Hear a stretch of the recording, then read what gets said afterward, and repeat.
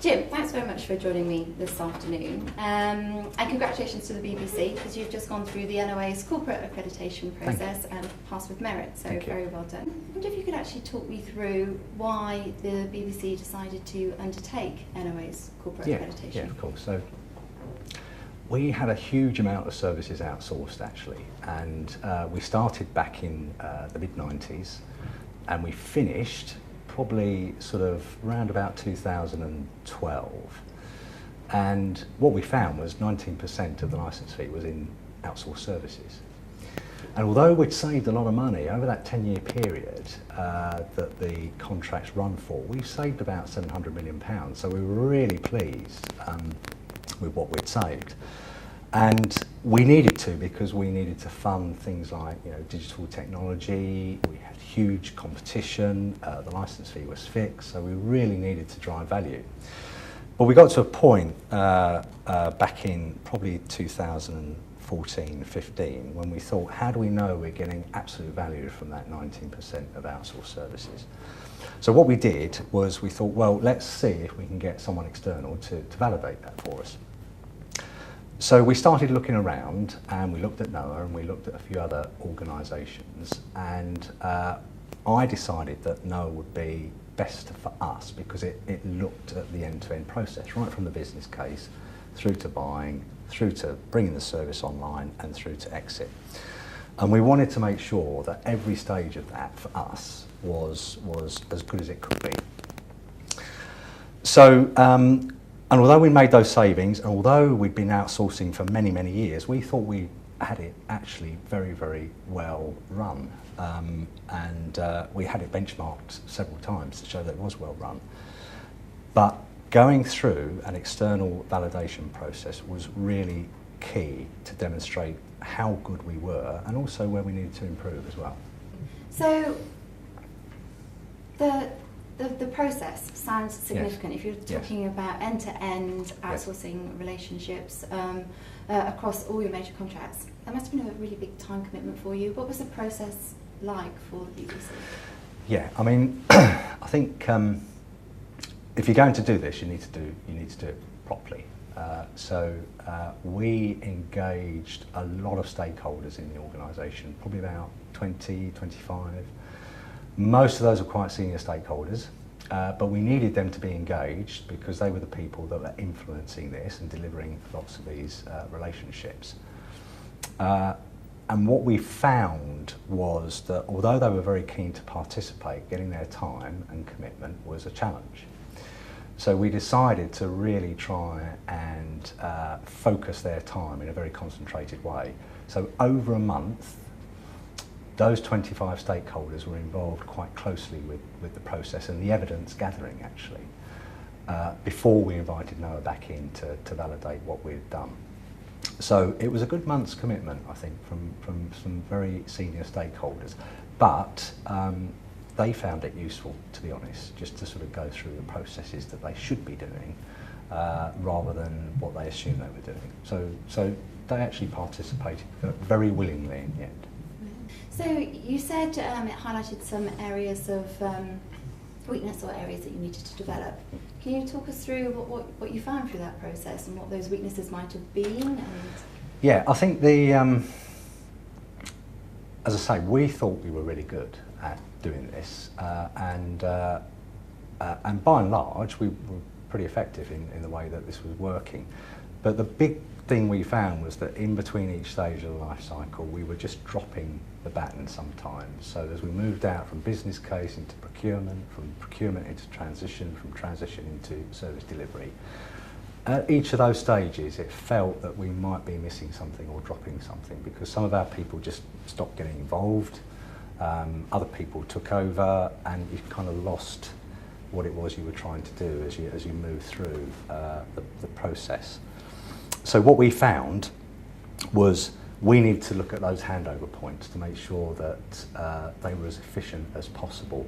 And that was the biggest learning, actually, that's come out of it. And the timing was perfect because we just recompeted our finance service, and we've been able to apply that linkage of those handovers in that contract.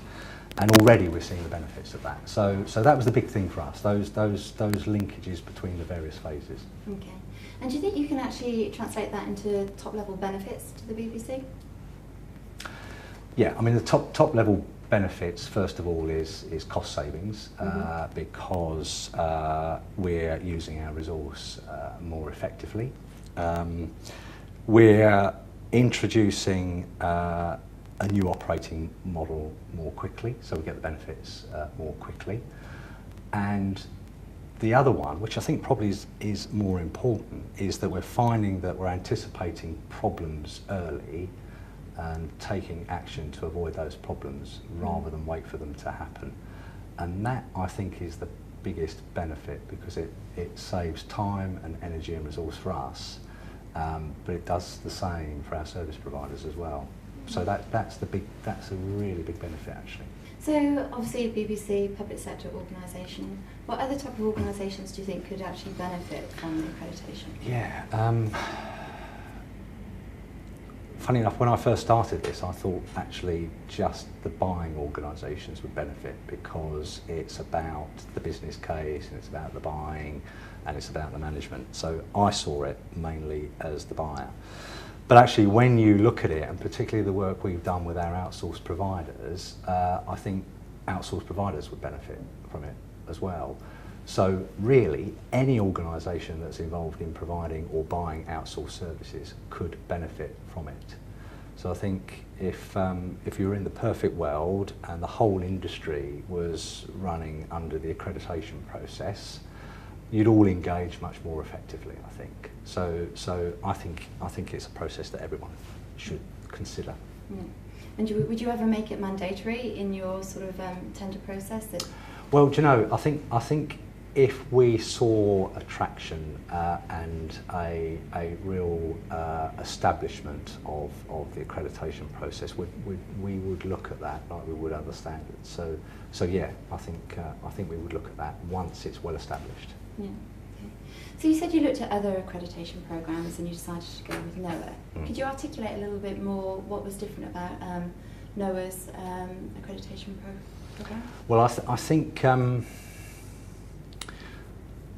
think when I looked at what we were doing, the weaknesses I saw was in the kind of pre-planning stage and the relationship management stage. The procurement bit was really effective in the BBC, and we haven't really seen any lessons coming out of that part for us.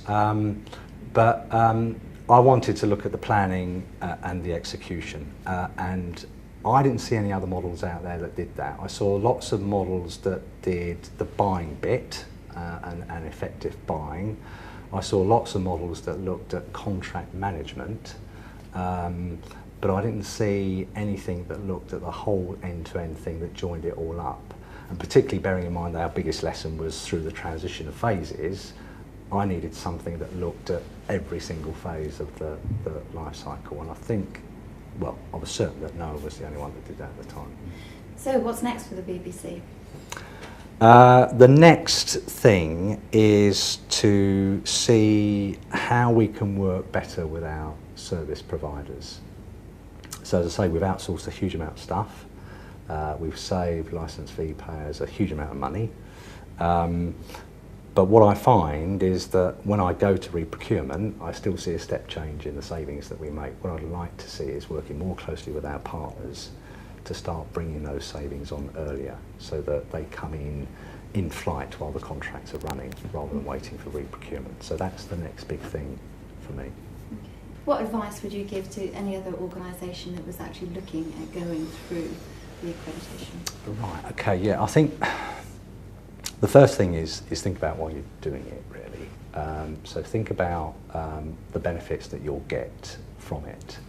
And as I say, we thought we did outsourcing and running major contracts very well, and we did, but you can always do better. So I think the first thing to do is think about what benefits you could get by having a stand back moment and looking at the real detail of going out into the market, buying and managing services.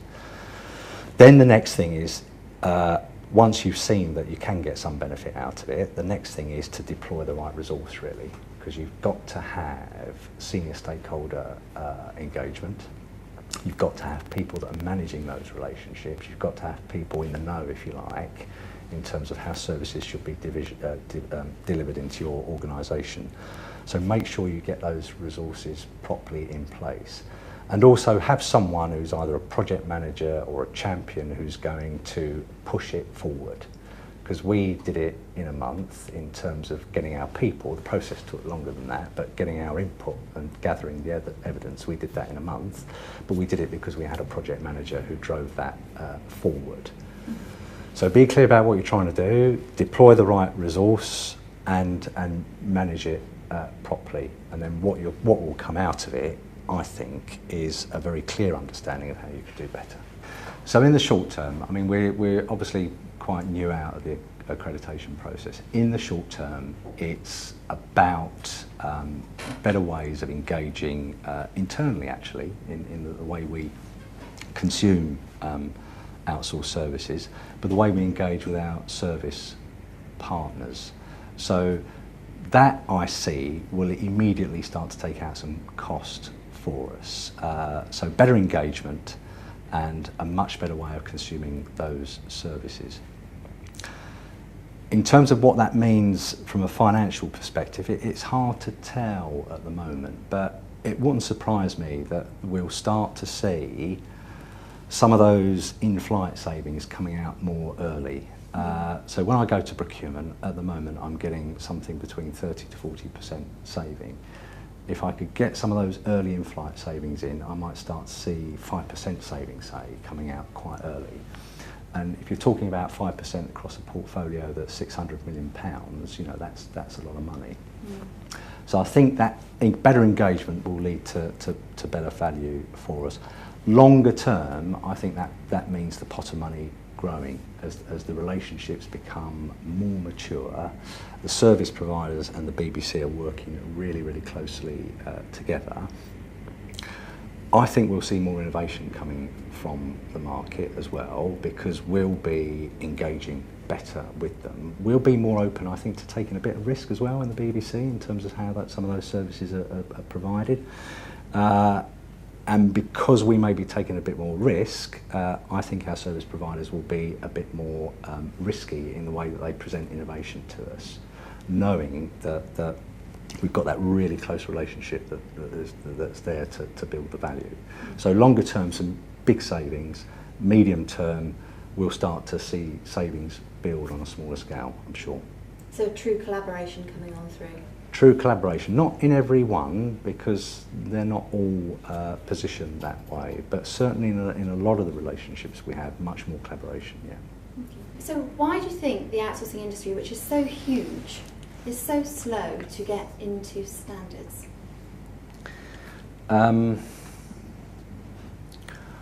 I think it's slow to get into standards because you've got a disparate number of buyers out there and you've got a disparate number of service providers, all perhaps providing and buying different things.